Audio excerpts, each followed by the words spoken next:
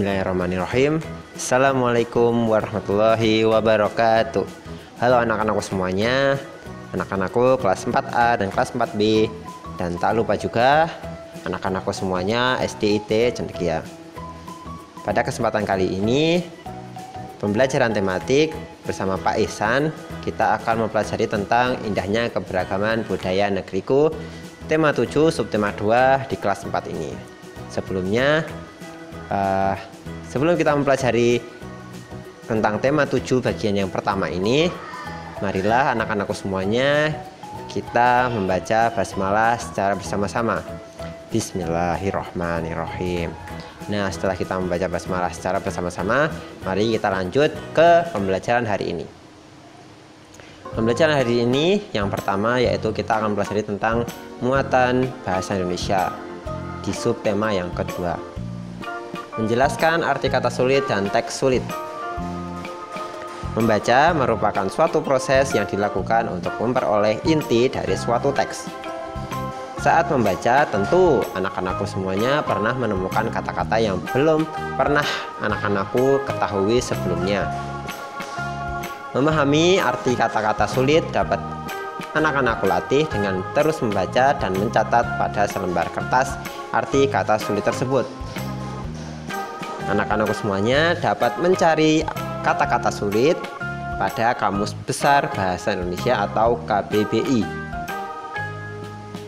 Menemukan informasi dalam teks. Saat membaca, pasti anak-anakku perlu mencermati setiap kata dalam sebuah kalimat. Jika tidak, maka pesan atau informasi sebuah yang terdapat pada teks tidak dapat dipahami dengan baik.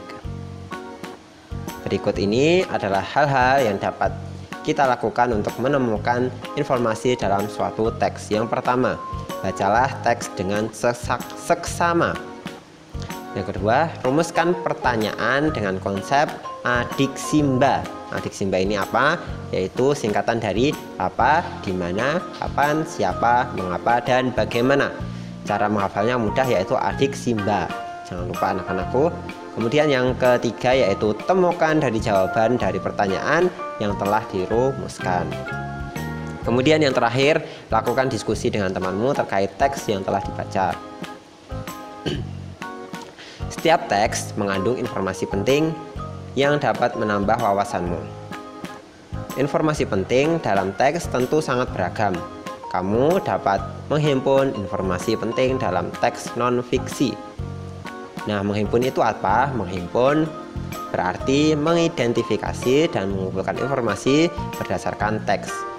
Informasi yang telah anak-anakku peroleh sebaiknya dicatat agar tidak lupa dan dapat membagikannya kepada orang lain. Kemudian kita akan membahas tentang menjelaskan informasi penting dalam teks non-fiksi. Informasi penting yang sudah didapat dalam sebuah teks sebaiknya ditulis dalam sebuah ringkasan. Saat mencari informasi penting, pastikan anak-anakku semuanya memahami informasi tersebut. Jika informasinya tidak dapat dipahami, pasti anak-anakku akan kesulitan untuk menjelaskan kepada orang lain. Memahami informasi dapat dilakukan dengan cara membaca secara intensif atau membaca secara terus-menerus. Nah, sekarang perhatikan hal-hal berikut yang saat menjelaskan informasi penting dalam sebuah teks. Yang pertama, jangan mengurangi atau apalagi menambah informasi di luar isi teks yang kamu baca. Yang kedua, jika ada kata-kata yang sulit, maka carilah artinya terlebih dahulu. Kemudian bisa menjelaskan arti kata tersebut dengan menggunakan bahasa yang mudah dipahami. Yang ketiga, catatlah dan jelaskan bukti atau fakta yang mengandung isi teks. Yang keempat, jangan menggabungkan informasi yang didapat dengan tanggapan atau komentarmu tentang teks tersebut. Yang kelima, gunakan bahasa yang santun dan mudah dipahami oleh orang lain. Sekarang kita akan beralih ke muatan PPKN. Menjelaskan keberagaman rumah adat dan cara pelestariannya. Setiap rumah adat memiliki makna tersendiri bagi masyarakat suatu daerah. Keragaman bentuk dan makna setiap rumah adat membuat Indonesia semakin indah dan kaya. Untuk itu, penting bagi kita semua untuk melestarikan rumah adat tersebut. Nah, usaha pelestarian yang dapat kita lakukan sebagai berikut. Yang pertama, pelestariannya yaitu kita mempromosikan keindahan rumah adat suatu daerah sesuai pengetahuanmu. Kemudian, mengunjungi rumah adat saat berlibur ke suatu daerah. Ketiga, tidak mencoret-coret dan merusak fasilitas rumah adat. Dan tak lupa selalu menjaga kebersihan rumah adat di suatu daerah. Terakhir, menghargai bentuk rumah adat suku lain. Usaha pelestarian pakaian adat yang dapat kita lakukan adalah sebagai berikut. Upayanya yaitu yang pertama, bangga menggunakan pakaian adat. Contohnya, misalnya anak-anak yang putri atau anak perempuan menggunakan kebaya sebagai peringatan Hari Kartini. Yang kedua, mengenakan seragam batik di sekolah pada hari tertentu. Yang ketiga, mengenakan acara peragaan pakaian adat secara rutin. Yang keempat, menghargai pakaian adat dari daerah lain. Mempromosikan keindahan pakaian adat suatu daerah sesuai pengetahuan kalian semua. Lanjut, menjelaskan keragaman kesenian daerah dan cara melestarikannya.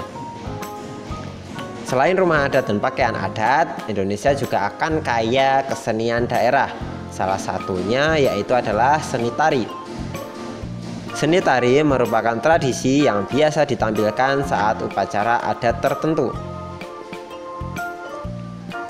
Keragaman kesenian daerah yang dimiliki Indonesia dapat kita lestarikan melalui upaya-upaya berikut. Yang pertama, menghargai kesenian yang dimiliki oleh daerah lain.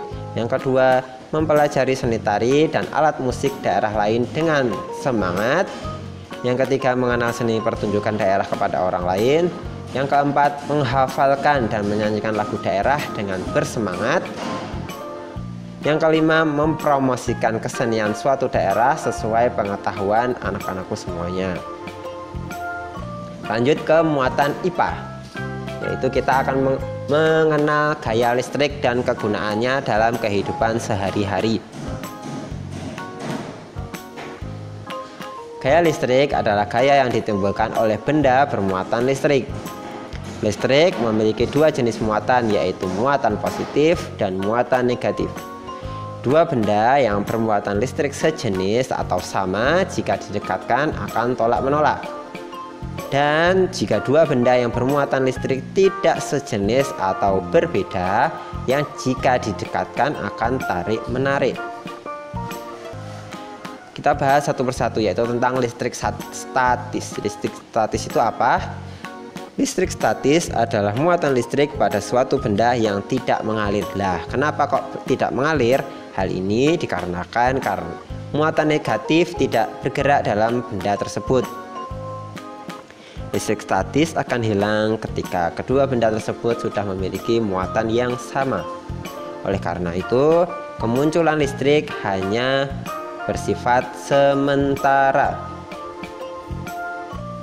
Ini maaf kepotong, hanya sementara ya anak-anak. Berikut ini contoh listrik statis dalam kehidupan sehari-hari. Contohnya, potongan kertas yang tertarik penggaris ketika penggaris digosokkan ke rambut. Kemudian helai rambut tertarik balon ketika setelah digosokkan ke kain. Fenomena petir yang terjadi ketika langit sedang mendung. Nah, sekarang perhatikan video berikut ini, percobaan tentang listrik statis. Setelah melihat video ini, anak-anakku bisa mencobanya di rumah. Untuk percobaan yang pertama, teman-teman bisa siapkan balon, lalu tinggal digosok-gosokkan saja ke rambut kayak gini nih. Nanti rambutnya bakal berdiri. Atau teman-teman bisa tempelkan balon tadi ke langit-langit rumah teman-teman. Kayak gini jadinya. Bisa nempel loh balonnya. Nah, bisa dicoba berkali-kali. Nah, ini bukan balon terbang, ini balon yang menggunakan listrik statis untuk menempel di langit-langit rumahnya.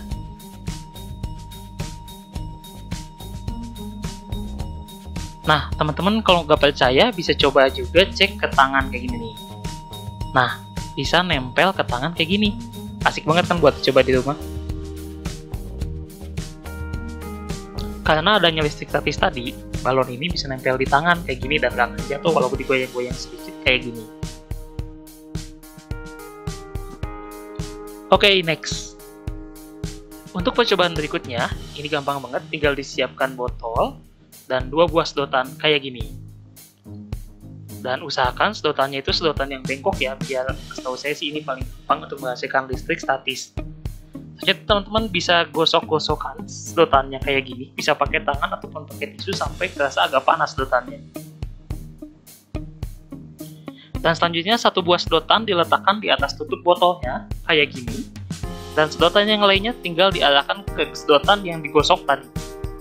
Bisa kelihatan sedotannya bisa gerak sendiri karena adanya gaya tolak-menolak antara muatan yang sama pada listrik statis ini. Nah, bisa dicoba aja teman-teman ya, ini gampang banget soalnya.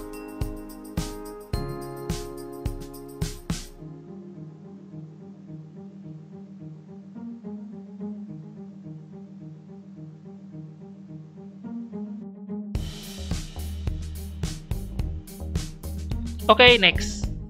Di video berikutnya, ini gampang juga, tinggal siapkan aja bahan-bahan berikut ini. Ini bahan-bahan yang gampang banget ditemui di rumah teman-teman, jadi nggak usah repot-repot cari barang yang susah untuk praktikum kali ini. Dan yang teman-teman lakukan adalah kayak gini. Buka tutup pulpen, dan ambil dalamnya, kayak gini.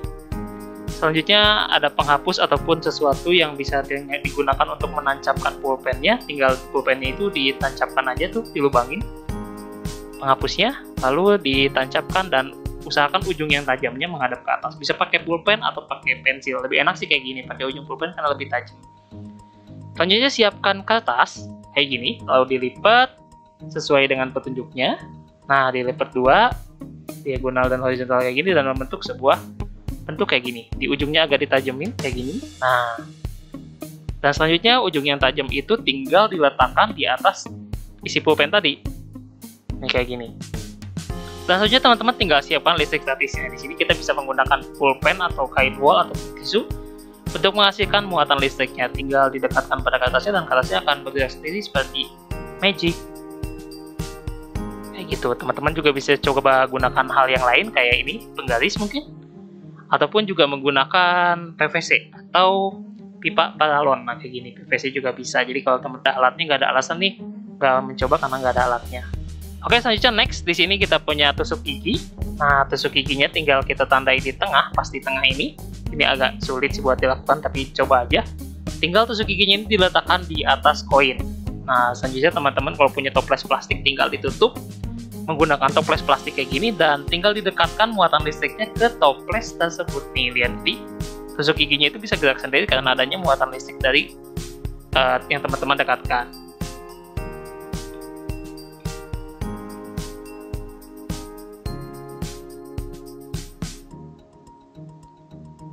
Oke, next. Nah, percobaan berikutnya ini agak asik buat dilakukan. Teman-teman bisa menyiapkan sebuah kaleng bekas minuman dan tinggal dia siapkan saja listrik statisnya, bisa pakai balon atau pakai sedotan tadi yang sudah digesek-gesek oleh rambut ataupun dengan bahan lainnya, tinggal nanti ditarik kayak gini nih. Ini bisa juga digunakan sebagai perlombaan balap kaleng mungkin teman-teman di rumah. Oke, next. Nah, di video yang terakhir di sini ada balon yang bisa menggerakkan air kayak gini. Ini karena adanya listrik statis, teman-teman tinggal siapin keran air yang mengucur airnya sedikit kayak gini, lalu tinggal didekatkan balon atau sesuatu yang bermuatan listrik kayak gini mendekati balon tersebut. Jadinya bisa bengkok di airnya kayak gitu. Langsung ke listrik dinamis. Listrik dinamis adalah muatan listrik yang dapat bergerak. Energi listrik bergerak dari kutub positif menuju kutub negatif. Contohnya baterai yang ada pada rangkaian listrik.